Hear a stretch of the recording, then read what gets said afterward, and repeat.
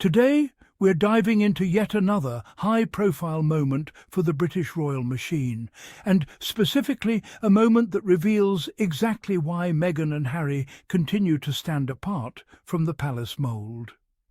We're talking about the latest essay by the Princess of Wales, Kate Middleton, and why the so-called bold move may actually expose more than it conceals. Let's go. First, what's the story? Earlier this month, Kate released, via the Royal Foundation Centre for Early Childhood, an essay co-authored with Harvard professor Robert Waldinger, titled "The Power of Human Connection in a Distracted World." In it, she warns of an epidemic of disconnection caused by smartphones, tablets and screens. On the surface, this seems like a feel-good message. Look up from your phone, invest in real human connections, especially with young children. Noble, right?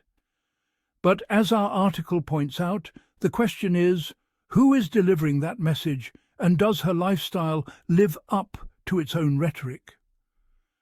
According to the Royal Observer and other royal commentators, Kate's essay is being labelled bold, but also one that opens her up to criticism. What's the criticism? It centres on this key point. Kate is offering advice about the main stresses of modern working life. You don't work a 9-to-5 job. You don't have a demanding boss. You don't need to constantly check your emails because someone else will tell you if it's important. In other words, she's telling others to avoid distraction and invest in relationships while she herself leads a life that is far removed from the everyday pressures the vast majority face. Now, why does this matter in the broader story of Meghan and Harry? Because Meghan and Harry have repeatedly positioned themselves in very public ways as people who get real-world struggle, real work, real change. They have talked about mental health, about stepping outside the gilded halls of Buckingham Palace, about forging their own path with the Archewell Foundation. When someone like Kate offers up advice from a pedestal, it contrasts starkly with the more grounded, messy, human story that the Sussexes tell. It underlines the distinction between talking the talk and walking the walk. Let's dig into that line, "You don't work a 9-to-5, because it's a revelation of the gap in credibility. When Kate's commentators pointed it out, what they meant was, if one is to ask ordinary people to step away from their devices, to invest in relationships, to resist the pull of constant digital distraction, fine. But many of those people are juggling jobs, bosses, emails, childcare, financial strain, commuting. Kate's world, royal engagements, philanthropic patronages, heavily managed staff, no monthly paycheck anxiety, no job cuts, no unruly boss. That's not to say her life is easy, but it isn't the daily grind that many viewers endure. So when she lectures on distraction, some question, is she really in touch with the lives of the people she's telling to look up? The article says she has opened herself up to criticism, and very obvious criticism. Then there's the optics. Here is a princess telling people that screens and digital noise fragment our relationships, that we are physically present but mentally absent when we sit in the same room but scroll our phones. But what of the visual montage of royals arriving in cars, staff organising meetings, photo ops and media coverage? What of the contradiction in telling people to invest in undivided attention when every move is tracked, scheduled and framed for public consumption? The message is decent. The messenger, less relatable. That gulf matters for authenticity. For Meghan and Harry's audience, who often feel the UK monarchy is out of touch, this is a moment that reinforces that perception.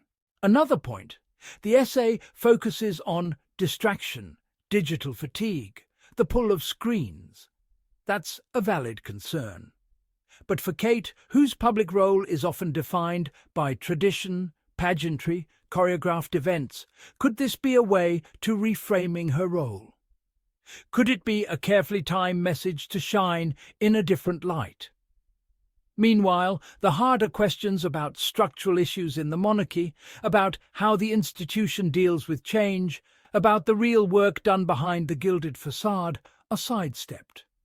Meghan and Harry have repeatedly argued for the need to change the system. Kate is asking us to put down our phones. Big difference. Let's talk resentment and admiration. Some viewers may admire Kate's message, sure. But the resentment comes when one feels talked down to by someone who doesn't share the experience of their daily lives. When the message is equal parts moralizing and packaged through a royal lens, it risks alienation. On the other hand, Meghan and Harry's narrative leaving the institution, forging new paths, dealing with criticism, speaking about mental health and systemic issues, offers something rawer, more accessible. This moment with Kate's essay essentially hands them a contrast. The polished royal offering advice versus the real-world outsiders questioning whether advice counts if you don't live it. Here's a deeper critique.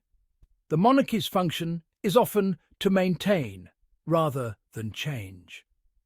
Kate's essay feels safe. The problem is framed as digital distraction rather than structural distraction, hierarchy, power, privilege. It's easier to tell people to put the phone down than to ask, how does a modern monarchy stay relevant?